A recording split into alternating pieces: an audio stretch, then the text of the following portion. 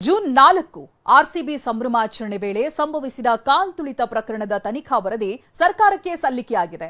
ವರದಿಯಲ್ಲಿ RCB, DNA, KSCA ಸಂಸ್ಥೆಯೇ ಕಾರಣ ಅಂತ ಉಲ್ಲೇಖಿಸಲಾಗಿದೆ. ಚಿನ್ನಸ್ವಾಮಿ ಕಾಲ್ತುಳಿತ ಕೇಸ್ ಸರ್ಕಾರಕ್ಕೆ ವರದಿ ಸಲ್ಲಿಕೆ. ಆರ್ಸಿಬಿ, ಡಿಎನ್ಎ, ಕೆಎಸ್ಸಿಎ ಸೇರಿ 3 ಸಂಸ್ಥೆಗಳೇ ಕಾರಣ.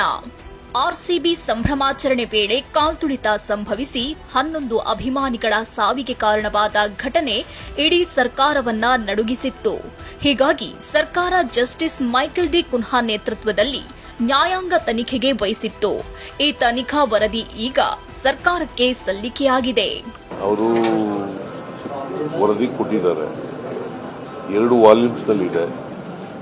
ಓದ್ಬೇಕಲ್ವಾ, ಏನ್ ಫೈಂಡಿಂಗ್ಸ್ ಕೊಟ್ಟಿದ್ದಾರೆ, ಏನ್ ಶಿಫಾರಸು ಮಾಡಿದ್ದಾರೆ, ಅವೆಲ್ಲ ಓದ್ಬೇಕಲ್ಲ. ಅದ್ರ ಮೇಲೆ ಚರ್ಚೆ ಮಾಡಿ government cabinet will take A decision.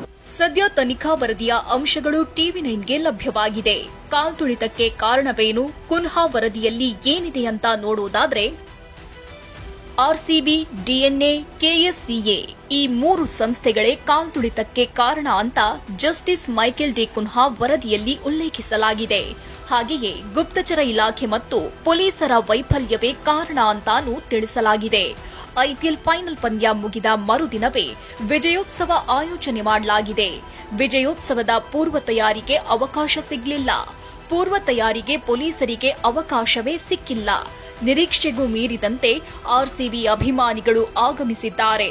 ಕಾರ್ಯಕ್ರಮ ಅಸಾಧ್ಯ ಅಂತ ಗೊತ್ತಿದ್ರೂ ಆಯೋಜನೆ ಮಾಡಲಾಗಿದೆ. ಸ್ಥಳದಲ್ಲಿ ಬಂದೋಬಸ್ತ್ ವ್ಯವಸ್ಥೆ ಸಮರ್ಪಕವಾಗಿರಲಿಲ್ಲ. ಕ್ರೀಡಾಂಗಣದ ಒಳಗೆ ಇದ್ದದ್ದು ಕೇವಲ 79 ಪೊಲೀಸರು ಮಾತ್ರ. ಹೊರಗೆ ಪೊಲೀಸರು ಇರಲಿಲ್ಲ, ಆಂಬ್ಯುಲೆನ್ಸ್ ಇರಲಿಲ್ಲ ಅಂತ ವರದಿಯಲ್ಲಿ ತಿಳಿಸಲಾಗಿದೆ.